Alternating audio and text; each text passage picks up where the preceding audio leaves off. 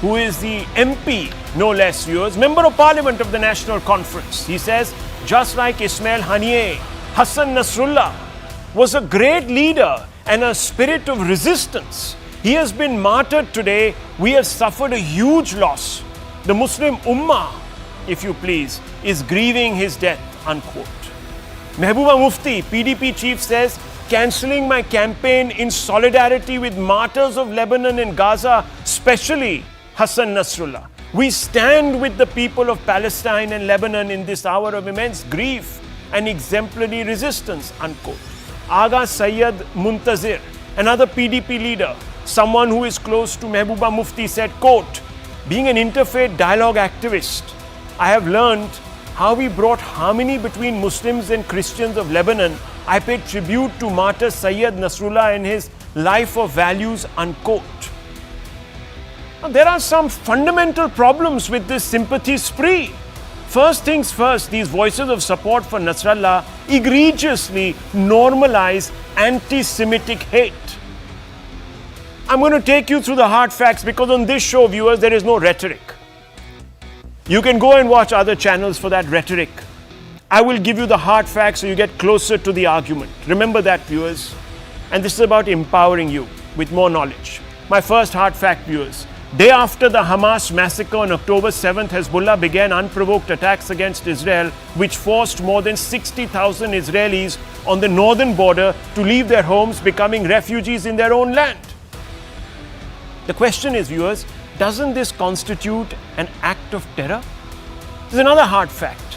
Hezbollah has refused to implement UN Security Council Resolution 1701, passed 18 years ago, which requires it to move its forces away from Israel's border. In fact, if anything, Hezbollah has built tunnels to get into Israel. The question is, isn't it clear that its cause is to annihilate the state of Israel? Here's another hard fact, viewers. Hezbollah chief Nasrallah, in his own words, quote, Jews are the source of all corruption and deception, unquote. The Holocaust is a myth, unquote. Viewers, given its genocidal mindset, what would Hezbollah do if they got clear 15-minute window to enter Israel? Just think about that, viewers, on the back of these statements. And I refuse to believe that there are Muslims or there are members of parliament in my country, viewers, in our country, viewers, that can actually endorse Nasrallah's anti-Semitism. Do Muslims in this country hate Jews? Surely not, viewers. Surely not. So I cannot understand why they think this Nasrallah character is some great martyr. Martyr for what? For butchery? For butchery, viewers? And it isn't just as anti-Semitism, but Nasrallah was also an Islamophobe. Yes, viewers, he hated fellow Muslims. In fact, Nasrallah has killed more Muslims than he's killed Jews, 1,000 times more. Again, viewers, hard facts. Never speak without the context of hard facts, viewers. Hezbollah under Nasrallah has killed several thousand Sunnis, Druze and Christians during the Lebanese civil war. And we just had a PDP leader saying, oh, he was building bridges between Christians and Muslims. Viewers, that's the fact. Hard fact 2. Hezbollah under Nasrallah killed fellow Shia Amal group that led to the butchery of thousands of co-religionists. He was killing his own Shias. Here's another hard fact. Hezbollah is responsible for slaughter of Sunnis in Iraq by militarizing Shia groups. Hard fact 4. Hezbollah considers Kurds in Aleppo, which is in Syria, terrorists, and has routinely attacked them, viewers. In short, as you can see, Hezbollah was not just anti-Semitic but Islamophobic too. How then could Indian Muslims, the third largest grouping of Muslims in this world, think he speaks for them? Do Indian Muslims have no problems with a genocidal maniac who kills Shias at the drop of a hat? And also Sunnis more than Shias, viewers. Surely they do, viewers. I don't believe it. As already pointed out, some MPs have called upon Indian Muslims to adopt Nasrallah's cause, quote unquote, not my words, Agha Rahula's words. He says, all Indians have an obligation, especially Muslims, to join Nasrallah's cause. Now, what is this cause, viewers? Let's ask ourselves. The cause, viewers, in his words, quote, "We see Kashmir issue as part of the global struggle against oppression," unquote. In 2019, he said, "We stand in solidarity with the oppressed people of Kashmir," unquote. Oppressed was the words he used. 2019, Kashmir and Palestine are two occupied territories, unquote. In 2020, the Kashmiri people have the right to resist occupation, unquote. These hard facts prompt some questions. Can any Indian member of parliament who takes oath on the Indian constitution ever endorse Nasrallah's anti-India line? And if they do, then why are they not quitting? Why are they living off the Indian taxpayer, of you and I? And if by now a section of Indian Muslims and their political benefactors don't get it, then viewers, it would have to be because, as Dr. B.R. Ambedkar put it, their loyalties to India are questionable. And let me put forth what B.R. Ambedkar had said. And viewers, some of you might find this harsh, but these are his words, not mine. He says, quote, "The brotherhood of Islam is not the universal brotherhood of man. It is brotherhood of Muslims for Muslims only. There is a fraternity, but its benefits is confined to those within that corporation. The allegiance of a Muslim does not rest on his domicile in the country which is his, but on the faith to which he belongs." In other words, Islam can never allow a true Muslim to adopt India as his motherland and regard a Hindu as his kith and kin, unquote. I just hope, viewers, that Indian Muslims don't fall for this propaganda and they don't end up proving someone like Dr. B.R. Ambedkar right, viewers. And therefore, I want to ask, why is this homophobic, anti-Semitic and Islamophobic man a martyr for Indian Muslims? Let's open this up, viewers. We have a lot to talk about. Kamru Chaudhary is joining us, Dr. Anand Ranganathan. We have Major Arya with us also, and Monojit Mondol, political analyst. Let me first begin with you, Kamru Chaudhary. Kamru Chaudhary, do you believe that Jews should be killed, annihilated, murdered, kicked out from the river to the sea? They should be killed like rats because there's some subhuman species that is given to lying, given to doing all sorts of other corrupt activities on this earth. And secondly, do you think Sunnis should also be killed, murdered just because they don't agree with the Shias? And if, sir, the answer is no, then can you tell me why so many Muslims in India are today supporting this Islamophobic, Jew-hating, homophobic cleric, this coward? Rahul, good evening. May I ask you a simple question? Do you remember who was Justice Dalveer Bhandari? Can you just tell me, just 1 second, I will take off yours. Sir, why don't you build your argument? No, I'm just asking anybody from the panel. I don't want to go into dilation. I want you to answer the fundamental question I've asked you. Why would Indian Muslims, why would Indian parliamentarians, why would they stand up for a homophobic, anti-Semitic, Islamophobe? Simple, straightforward question, sir. Okay, permit me 2 minutes of your show time. After that, I will not be speaking also. First and foremost, I refer to Justice Dalveer Bhandari. He is an Indian representative judge in the International Court of Justice, which ruled in July 19, 2024, just stopping short of declaring Israel as a terrorist state. And it declared the illegal occupation of Palestine is an illegal occupation by the Zionist forces. That's the International Court of Justice, and India has voted in favor of that resolution. By doing a 32 billion trade with Israel, is India a party to the ongoing genocide of Palestinians in Israel? Question number one. Question number two. In 1978-1982, the Israel occupied southern Lebanon. The formation of Hezbollah was in 1982. Israel occupied Palestine, and the Hamas was born in 1987. Iraq war was not done because of the Muslim, because America wanted to find the weapons of mass destruction in Iraq. Now come to your basic question out here. Do we support the axis of resistance as it is called, in which Ali Khamenei, Assad, Hassan Nasrallah, Fali al-Fayyad or Abdul Malik al-Houthi or Yahya Sinwar a part of it? No, we do not. But we sympathize, empathize with the Palestinians who have been subjected to massive... I'm sorry. There are people... No, hang on. No, one second. No, look, I'm not getting... I know you will be agitated. No, I'm not agitated, Kamru Chaudhary. It's very simple. Hamas has been... No, hang on, just a minute.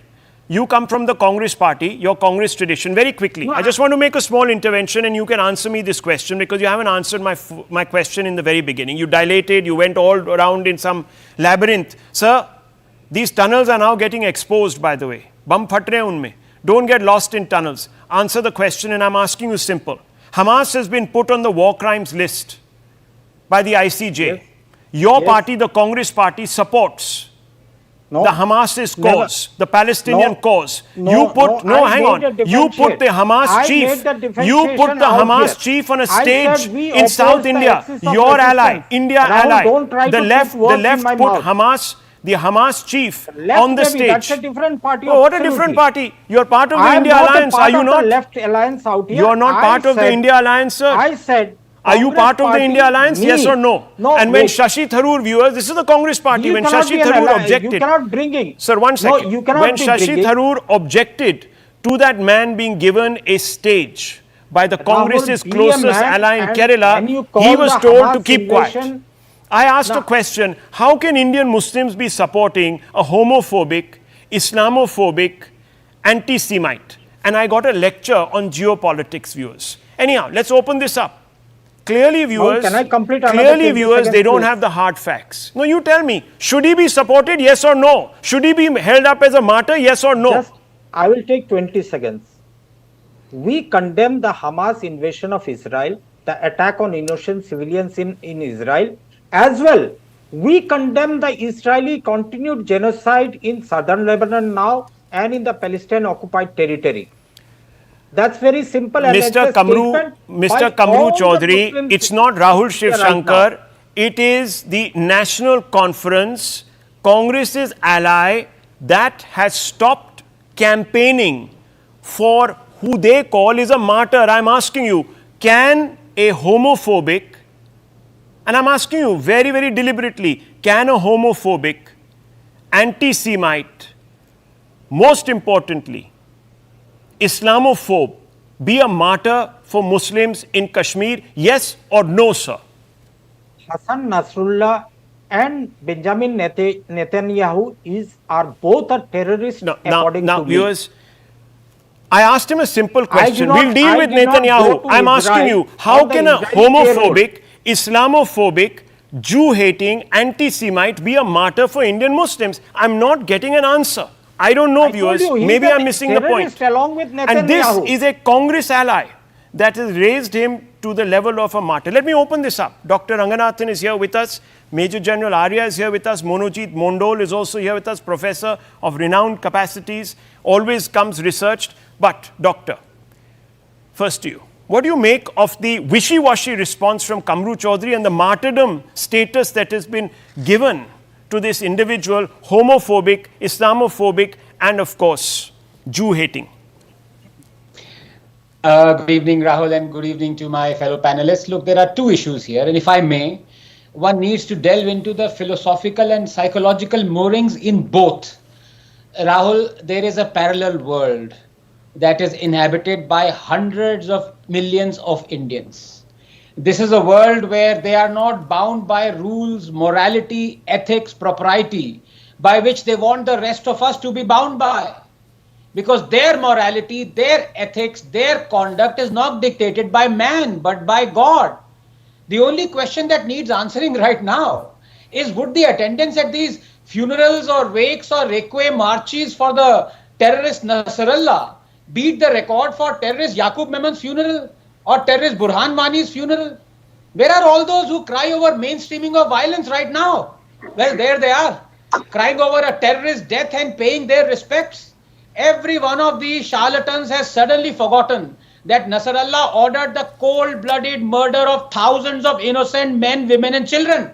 But then again, these men, women and children who were murdered by Nasrallah were not innocent, because Jews have been called the worst of creatures, 98.6, 855, condemned to hellfire, 455, 98.6, called apes, 265, 7, 166, led by Satan, 460, eternally cursed, 447, transformed into apes and pigs and slaves of Tagut, 560.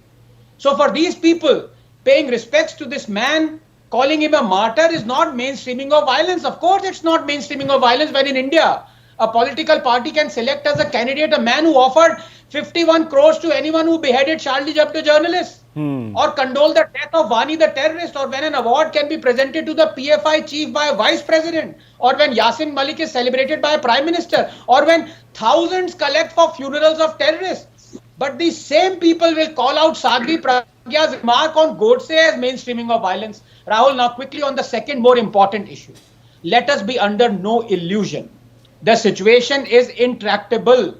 I repeat, intractable. It hasn't changed for 1,000 years. Why on earth would it change in 10? Islam transcends national boundaries. You are a Muslim over and above everything else. Rahul, we have to accept what Ambedkar said. Quote, Islam is a closed corporation. The brotherhood of Islam is not the universal brotherhood of man.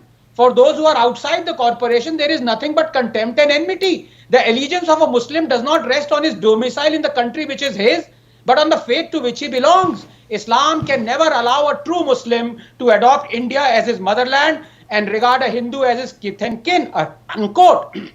We also have to accept what Rabindranath Tagore said. There are plenty of martyrs. One second, Kamru Chaudhary, let him finish. Let Dr. Ranganathan finish, please. Let him finish. Don't jump in. I'll have to lower your fader. Otherwise, please. It's not fair. But I cannot allow the martyrdom of Muslims to be so.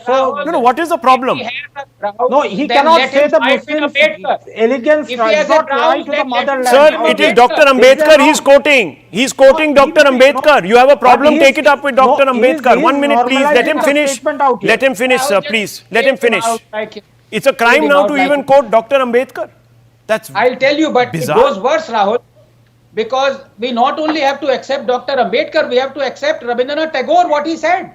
That quote, Islam has distinct enmity against other religions, that it is not satisfied with observing its own religion, but is determined to destroy all other religions.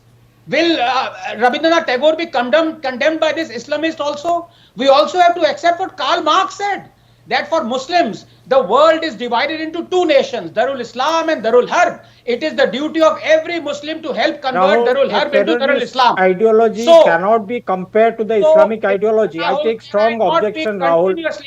This is not the way. This is not the way. You are doing such a good job running this thing. Now, this man constantly interrupts. If he has a grouse, let that grouse be with Ambedkar and Tagore. Why is he against me? Why is he so rattled? Can I please finish, Rahul, with your permission? Yeah, please finish. I'll get him to respond right after you finish. No problem. Thank you. Let him castigate Tagore if he has the guts. He's a Bengali, he claims so. Look, in wanting to stop Indian Muslims from thinking of Ummah first and India later, we are trying to negate history. But finally, this also needs to be said, Rahul, just 30 seconds. It is not about them. It is about us. And let me explain this. Remember how Indian Muslims united and indulged in Azad Maidan protests and riots to force India to take in Muslim Rohingyas from Myanmar? It resulted in us taking 40,000 Rohingya Muslims. Another matter, that no Indian Muslim ever marched to force Indian government to settle 7 lakh Kashmiri Hindus driven out from their homes. But it's not about them, as I say, it's about us. All Hindus remember Azad Maidan. But do we remember Khamong Sheikh? We don't. I'll tell you what Khamong Sheikh is. It is a place in Myanmar where Muslim Rohingyas murdered more than 100 Hindus and their families mercilessly, raped, pillaged, even buried some alive. Many among those Rohingya Muslims who committed that atrocity might right now be in India as refugees. But as I said, no Hindu ever came out to talk about Khamong Sheikh. All we do is get jealous of Indian Muslims uniting for Rohingya Muslims or Palestinian Muslims or Lebanese Muslims. Have Hindus marched in their thousands over the plight of Bangladeshi Hindus? Our government hasn't even made one proper rehabilitation camp. So if we are jealous of other person's unity, we are divided. Absolutely. Look, you have a point there. You have definitely a point there. The response has been underwhelming to all these atrocities. Major Arya is there. Monojit Mondol is also there. Kamru Chaudhary wanted to come in. I'll just come back to you, Kamru Chaudhary, in just a few moments. But viewers, I just began by asking a very simple question. How is it that a person who says that Kashmir should not be a part of India, how is he getting these character certificates from Indian MPs? And Monojit Mondol, there is a TMC MP called Saket Gokhale. Saket Gokhale. I think I got his name right? Saket Gokhale is his name. He says that Nasrallah is not a terrorist. Sir, I have listed out his war crimes to you. Not even war crimes, actually his cowardly acts. I have listed his homophobic pogroms, his Islamophobic pogroms. There are people in Sicily and other countries that are actually, Syria and other countries that are actually taking out marches celebrating this man's killing because he's a terrorist in their eyes. And you have a TMC MP giving him a clean chit. How does this work? Can you explain, sir? So I'll first respond to my good friend Dr. Ranganathan about Tagore's being misquoted. I want to know the citation from where he quoted Tagore. If he can give it to me personally as well, I'll be very happy because I think he's quoting absolutely out of context. That was not what Tagore said after the Bihar communal rights of 1916. Still, I wish this from my good friend Anand Ranganathan. Can I give the citation. Yeah, please. Thank you. It's from thank you, Professor Mondal. Thank you for asking that. It is from Original Works of Rabindranath Tagore, Volume 24, page 375, Vishwabharati, 1982. Thank you very much. Please give me the name of the essay. This essay was written in Bengali, my dear friend. This was written in Bengali after the Bihar communal riot, when he was castigating upon both the Hindus. He was castigating upon both the Hindus and the Muslims.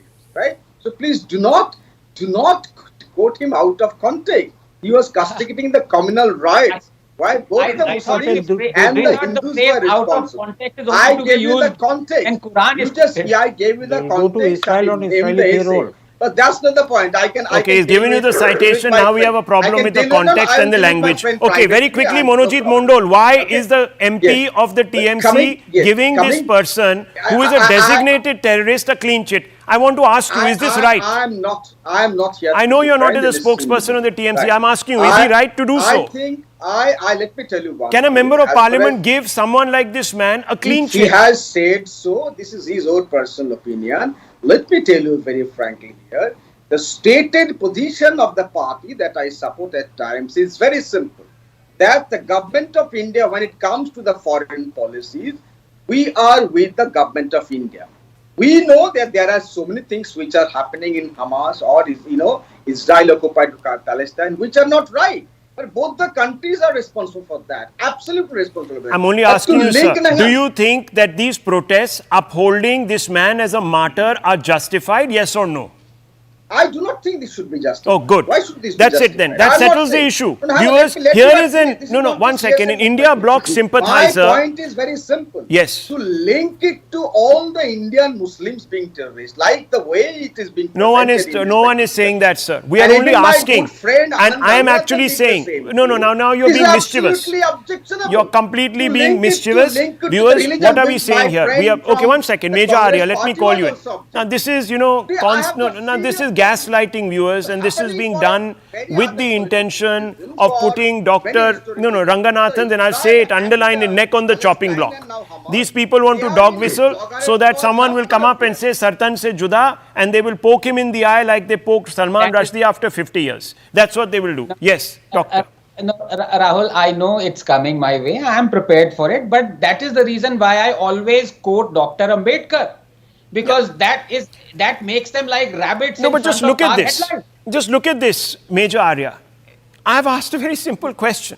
How can for any community a homophobic, anti-Semite and also Islamophobe be a martyr, a hero? I don't get it. No, two things, Rahul. First of all, thank you very much for inviting me on your show. There are 2-3 things that I'd like to say. Number one is that this is a mindset issue, and this is 1400 years old. This whole concept of Yahud al-Nasara and all that you can never be friends with the Jews. You know, I would like to quote Sahih al-Bukhari. Sahih al-Bukhari, 29:26, Allah's Messenger said, "The hour will not be established until you fight with the Jews, and the stone behind which the Jew will be hiding will say, 'O Muslim, there is a Jew hiding behind me, so kill him.'" This is the Sahih al-Bukhari. Now, there are other things. First of all, I would like to congratulate the entire panel that, this Hezbollah chief Nasrallah is dead. I'm also happy that Qasem Soleimani is dead. Ismail Haniya is dead. And I hope the supreme leader of Iran catches it very fast. These people are terrorists. Now, there are two things. A lot of people in India, in other countries, right, even in Pakistan, even in Bangladesh, all of them, see, there is a fraud that these people are perpetrating. It's dangerous. They're doing it in India. Whether it's Kashmir or Lucknow, it's very dangerous for civil society. Having said that, let me also say, Rahul, that this is a complete fraud. These people will do a donkey and reach London. They'll reach Canada. None of them will ever reach Gaza. You see, they'll sit in their drawing rooms. They'll come out in the street. They'll protest. This is fraud on an epic scale. The third thing is, you see, you said that how can a person who says this about Kashmir, that Kashmir should be separated from India, and it should be, and why are politicians from Kashmir supporting Hassan Nasrallah when he said that? Why are they supporting his state? Because that is exactly what they believe. They believe that Kashmir should not be. These are separatists. They are closet terrorist supporters. And they're sitting in our parliament. Absolutely, absolutely. And my last point, Rahul, is this, that you spoke about Mehbooba Mufti. Anybody who is served in the Kashmir Valley, Jammu or Kashmir region, or anybody who's from there will bear me out when I say this. Nobody knows where the PDP starts and finishes, where the Jamaat-e-Islami starts and finishes, and where the Hizbul Mujahideen starts and finishes. There is a commonality of cadre amongst three, right? They are supporters. They are hardcore Pakistan supporters. They are radical Islamists. I'm not even saying condemn Burhan Wani. I'm not saying that. I'm not saying that. These people want Nizam-e-Mustafa. They have said it in the open. There is no point of debate. Now, Anand Ranganathan gave a factual counter, quoting exactly, chapter, verse, paragraph, page. But that is not enough, apparently. No, that is not enough. I requested... Give the book to him. Please courier a book to him. I think he'll be convinced after that, I think. Well, it's in English. Then he'll say it's in English. It's not in Bengali. I don't read English. Monojit Mondol, I don't say that. He's going to send it to you. He'll courier it to you. Blue Dart will send it to you, sir. Okay, 1 minute. I said him the original Bengali okay. essay. I tell you one thing.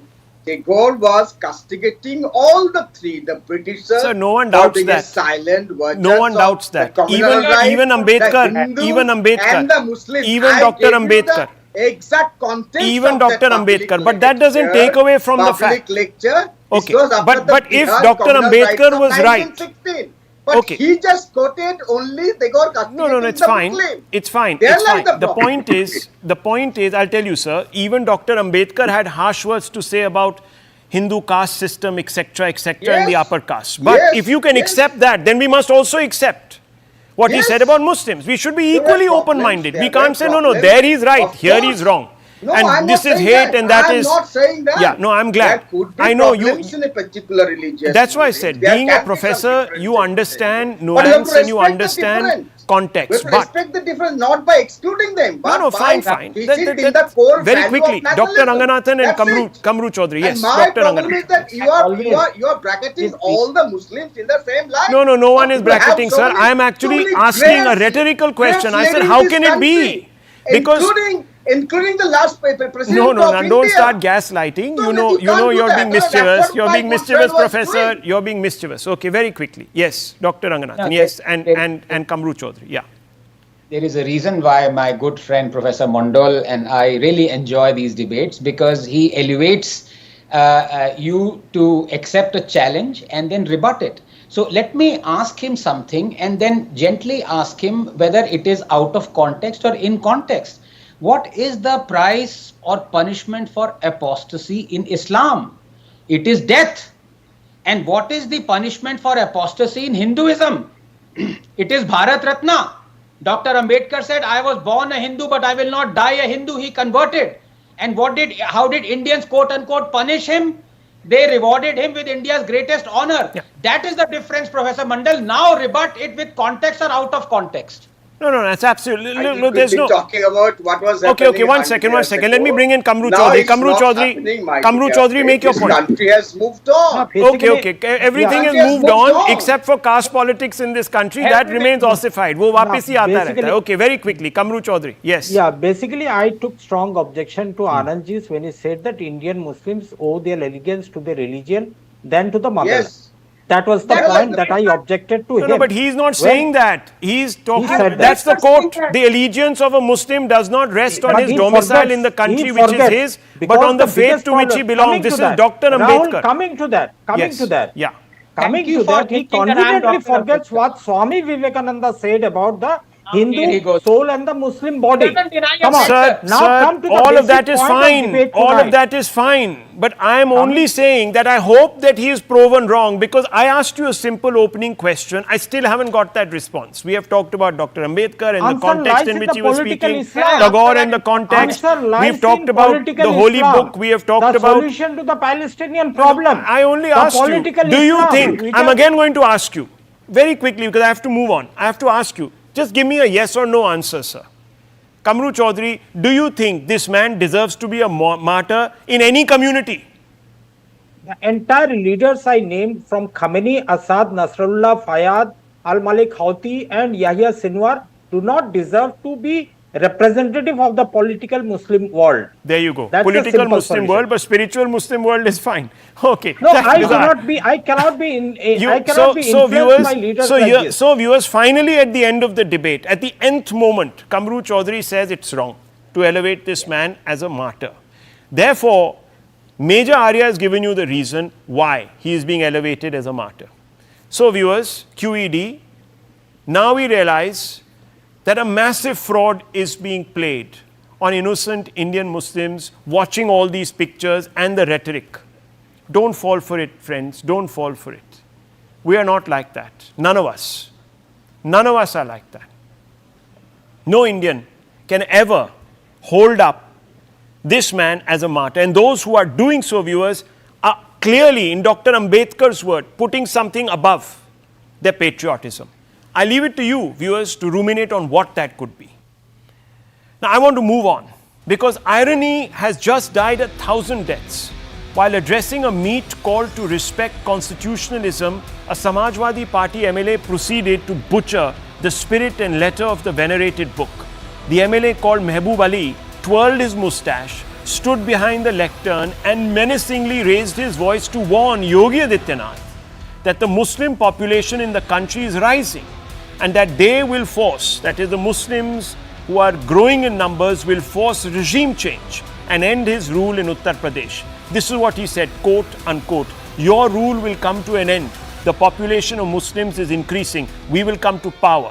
The Mughals ruled for 850 years, and those who are burning the country must note that the people have woken up." They gave a reply in Parliament, and in the coming days in 2027, you will surely go and we will come, unquote. Listen. अब तुम्हारा राज खत्म हो जाएगा, आबादी बढ़ रही है मुसलमानों की इतनी, और आगे सत्ता में आ जाएंगे। ये काम तो मुगलों के बस की नहीं, जो 850 साल हुकूमत कर गए, उनकी हैसियत कुछ नहीं हुई। आज गुमराह करके देश को चलाने वाले ये एहसास कर ले कि हिंदुस्तान का आवाज जाग चुका है, पार्लियामेंट ने भी जवाब दिया है, और आने वाले वक्त में इंतजार कर ले, 2027 के अंदर आप जाएंगे जरूर, और इंशाअल्लाह हम आएंगे जरूर। Viewers, this statement is disturbing because it weaponizes demography. Might isn't right, and neither does it give anyone special rights. If leaders of the saffron fold were to begin exhorting Hindus, who are in a majority, to take back what is theirs just because they are in greater numbers, the consequences would be unimaginable. Unexpectedly, just about every ecosystem pseudo-secularist would accuse the BJP of communal hate and xenophobia, and it has happened in the past, when certain objectionable remarks have been made, exhorting Hindus to take up violence, etc., by sometimes saffron leaders. Is it Mehboob Ali's case that Muslims are living in amity with Hindus only because they are in a minority?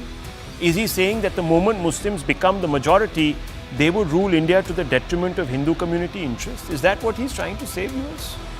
And is the Samajwadi Party going to put up with it?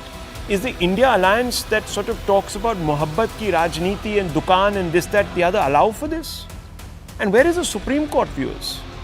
Let's open this up. Dr. Ranganathan is here with us. We also have Sanju Verma, national spokesperson of the BJP. So I want to ask you, Kamru Sahab, again I'm starting with you. What kind of statement is this? You had condemned, I remember on this show, Yogi Adityanath for using 80-20 analogy. This is the same. No, and Rahul Gandhi is silent, Congress party is silent, you are silent. Have you tweeted, sir? No, I just happened to get the news in your show when your guest relation executive called me up. So it's hardly inconsequential what he's given. That was at 3 o'clock in the afternoon, sir. Since then you have not tweeted. It's 6 hours. The point here, Rahul, is that do we condemn it? Yes, of course we condemn it. Okay. This such type of Who is condemning it?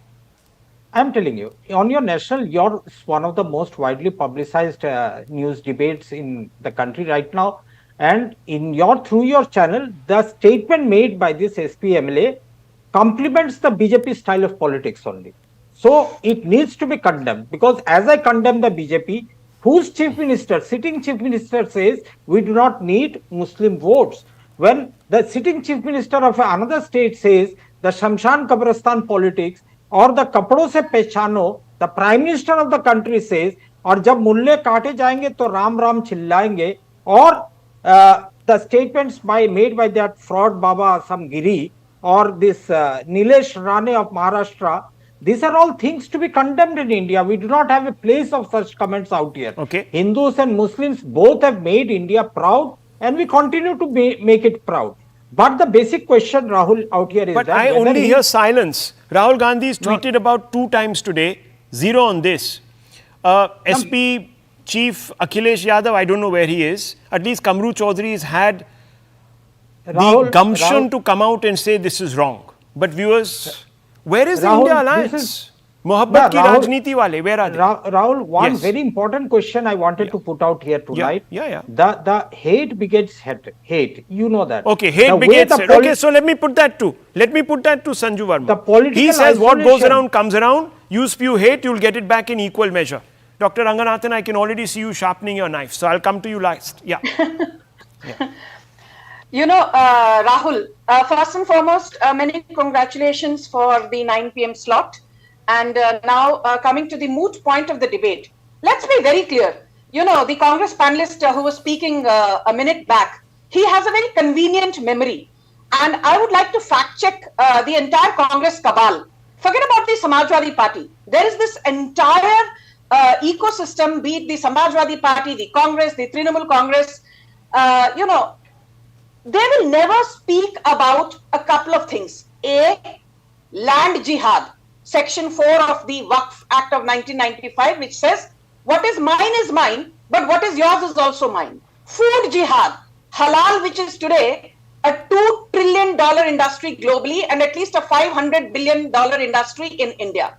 They will not talk about thuk jihad, spitting into the food of Hindus with brazen impunity. They will not talk about vote jihad. In the run-up to Lok Sabha 2024 elections, Salman Khurshid, a senior Congress leader, his niece clearly spoke about the fact that Muslims need to vote for Muslims, nahi to hamara to khatma ho jayega. This is the same radicalized Islamist bigoted lot which will not talk about land jihad. And most importantly, I think food jihad, thuk jihad, love jihad, forcible conversion of Hindu girls, be it in Kerala, Kashmir, West Bengal, what have you.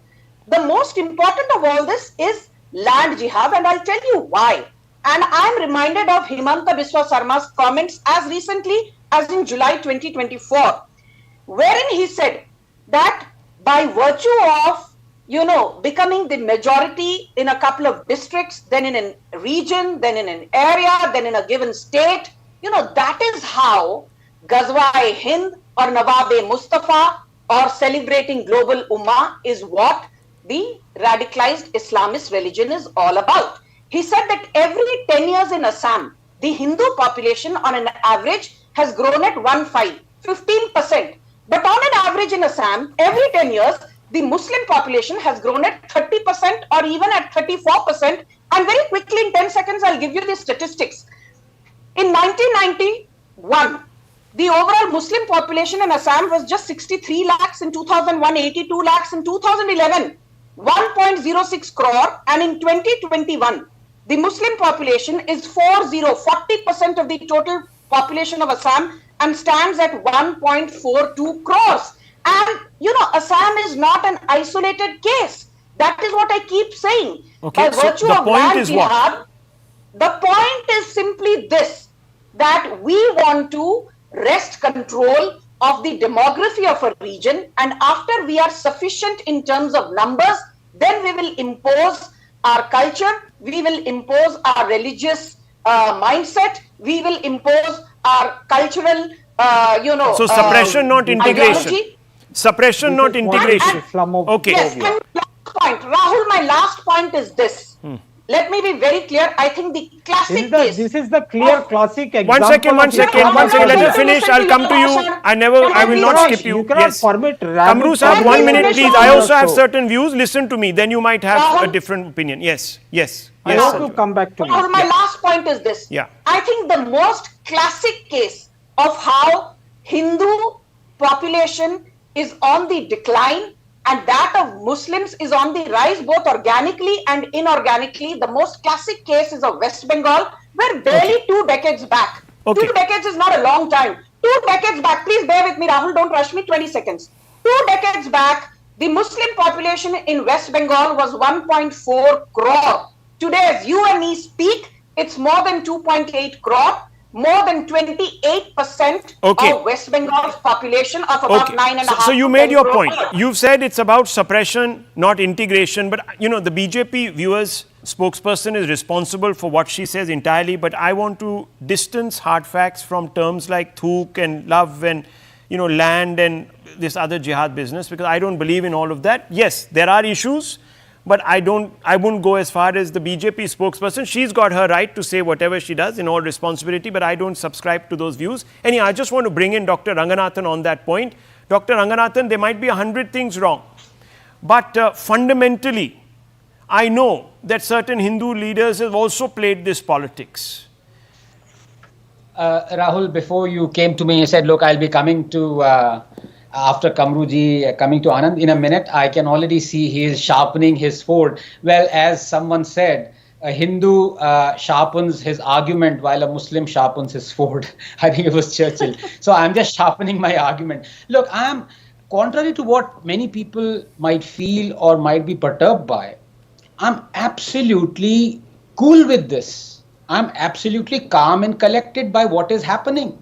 Because unlike one of the panelists here, Kamruji, I can name him. He has condemned this. He has called that person who said this a fundamentalist. He is not for me to be condemned. Because as I say, we snare the fundamentalists but spare the fundamentals. So it's not his fault at all. Why are we blaming him? He's only following the fundamentals. Al-Kufr Milatun Wahida. Disbelievers are one nation. Fight against those who do not believe in Allah and who do not adopt Islam. Fight them until they give the jizya while they are humble. 929. Disbelievers are one nation. Do not forget that disbelievers are allies of one another. 873. Do not make disbelievers guardians. 551. Do not take disbelievers as friends unless they convert and kill them if they refuse. 489. Now, is it this gentleman's fault? Has he said all this? So I'm not condemning him. But on the second issue, which is very important, I don't know why people find all this talk of demographic shift uncomfortable. Have we reached a stage where we cannot even state facts? Rahul, is it not a fact that a particular religious denomination is increasing compared to the others? Look, if you were to take as starting point the premise that all religions are exactly the same, then honestly there is no issue. Because under that premise, if one religious population can be the majority, why can't be the other? Of course it can. But the fact is all religions are not the same. some religions exhibit predatory, supremacist, exclusivist views and practices. The truth is, if such a religious denomination becomes majority population, it begins very quickly dictating its social practices upon others. There are some schools in Jharkhand that now have Friday as a holiday instead of Sunday. We have seen what happened in the Kashmir Valley. The sitting chief minister even called for stoning as a punishment. We have seen the state of homosexuals and atheists and women under the majority of such religious denomination. Atheists are condemned to death in 13 Islamic countries. Homosexuals are caned, women discriminated. That is an issue for India. Look, changing demography is all right, but changing demography shifts a government decision towards appeasement. You want to take some examples from Bengal? The fact of the matter is, was it not TMC Sheikh Alam who boasted 4 Pakistans can be created if 30% Muslims come together? That is the problem. Whether it be changing Ram Dhenu to Ram Dhenu, opposing CAA, appointing a Muslim on Tarkeshwar Temple Board, providing midday meal dining hall for only those schools having 70% or more minority students, curtailing the time duration traditionally permitted for Durga immersion to make way for Muharram procession, granting 2.6 crores of taxpayers' money to Furfura Sharif, promising to give land to imams for construction of houses, paying more than 30,000 imams, 2,500 per month. That's the problem. Demography shift does not come in isolation. It shifts the government's attitude. So let us stop being ostriches because the sand. It is quicksand, Rahul. It is quicksand. It is quick. FIR has been filed, viewers. That's the latest that is coming against this individual, Mehboob Ali. One second, Sanjuji. I just want to bring in Kamru Chaudhary. Kamru Chaudhary, let's be unconditionally condemn this. Come on.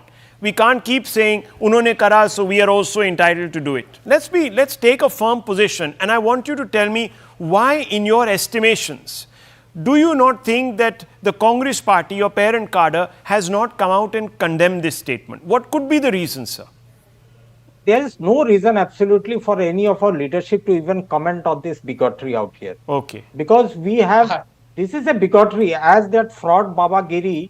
Yeah, but they commented on fraud Babagiri. They haven't commented on this mustachioed. They might be commenting. Let me just finish, Rahulji. The basic point out here is that you have to address the elephant in the room.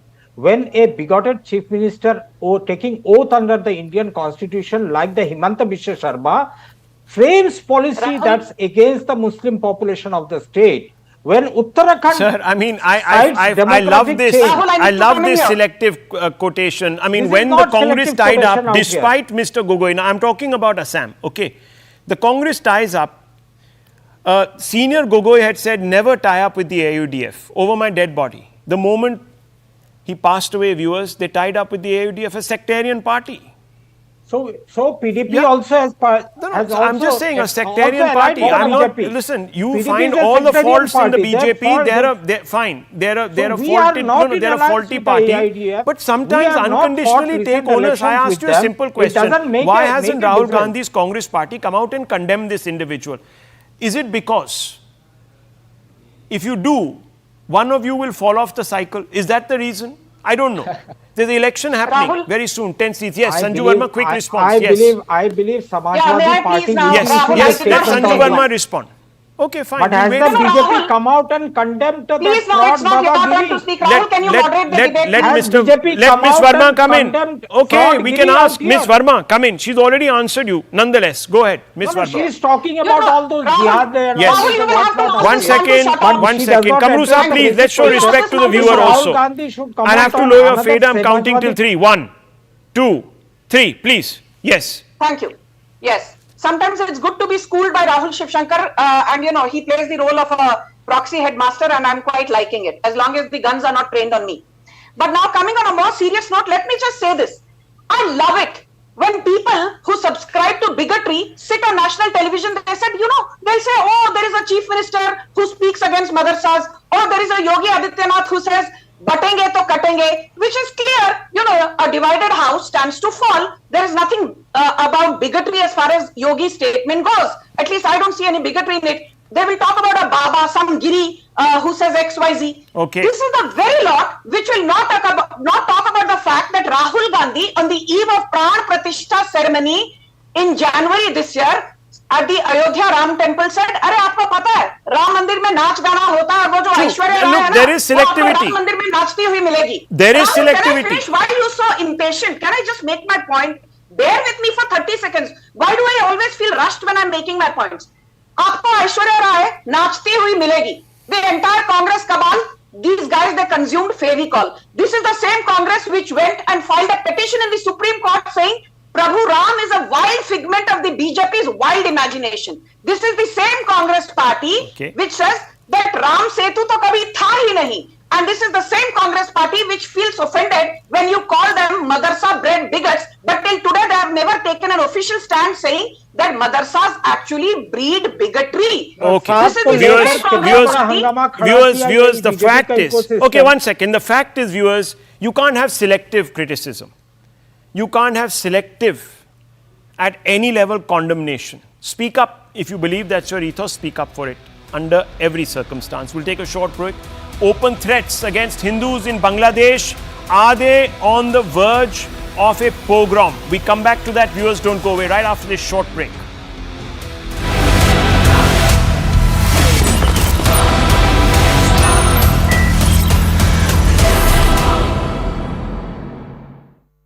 The search for the answer.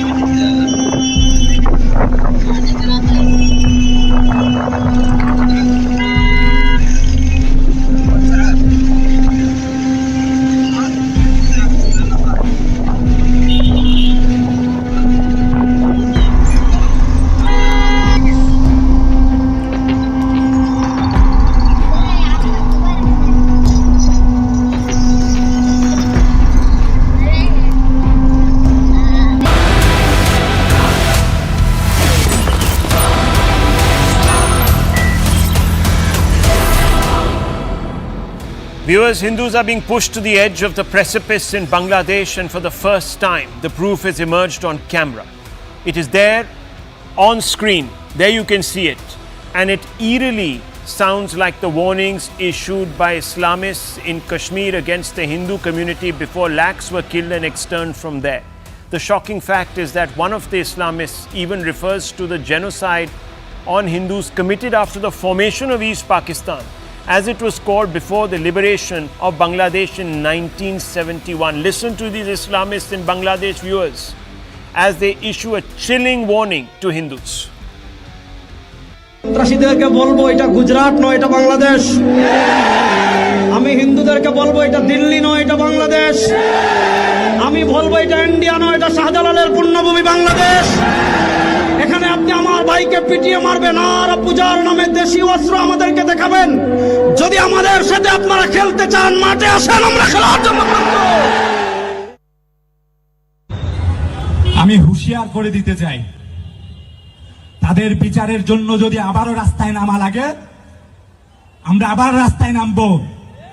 এখনো তারা ষড়যন্ত্র করছে, কখনো হিন্দু নামে, কখনো সংখ্যালঘু নামে, কখনো চট্টগ্রাম প্রেস ক্লাব বলে, চট্টগ্রাম প্রেস ক্লাবের তারা কি বলেন, নেতা লিডার বলেন, তথাকথিত সাংবাদিক বলে। তাদেরকে হুঁশিয়ার করে দিতে চাই, তোমরা তাল বাহানা করবে না, গুটিয়ে ল্যাজ গুটিয়ে দেশ থেকে ভাগো, অতি সত্বর ভেঙে যাও। সাবধান করে দিতেছি, সাবধান হয়ে যাও। এক সপ্তাহ তোমাদেরকে আলটিমেটাম দিয়ে দিলাম, এক সপ্তাহের আলটিমেটাম, তারপরকে তোমাদেরকে দেখে নিব।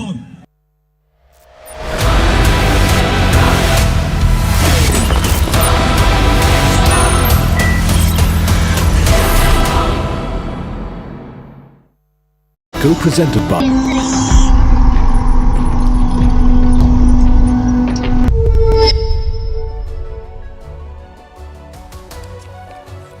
Hello, Namaskar. This is First Post and you're watching Vantage with me, Palki Sharma.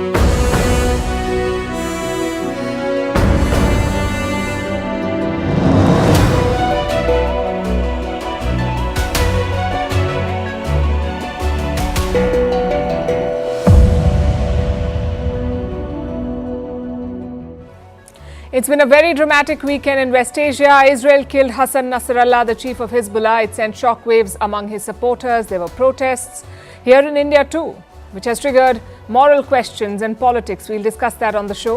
We'll also look at where this leaves the Hezbollah and Iran, which has failed to protect its proxies across the region and is hesitant to retaliate against Israeli attacks, which aren't over, by the way. Israel is preparing for a ground offensive in Lebanon, and it is striking the Houthis in Yemen. Tonight, we'll bring you the most comprehensive analysis and update on the situation in West Asia. Meanwhile, in the US, they've rolled out the red carpet for Mohammed Yunus after having snubbed Sheikh Hasina for years. We'll decode why. In Pakistan, 6 ministries and 150,000 government jobs will be cut in return for the latest IMF bailout. The UAE has accused Sudan of carrying out an airstrike on their ambassador's house. Austria is the latest European country to vote for the far right. Nepal is reeling under devastating floods, and Sweden becomes the first country in the world to give paid parental leave to grandparents. All this and more coming up. The headlines first. Germany to deny citizenship to those using a specific slogan on social media. The slogan "From the river to the sea" is associated with support for Palestine. Individuals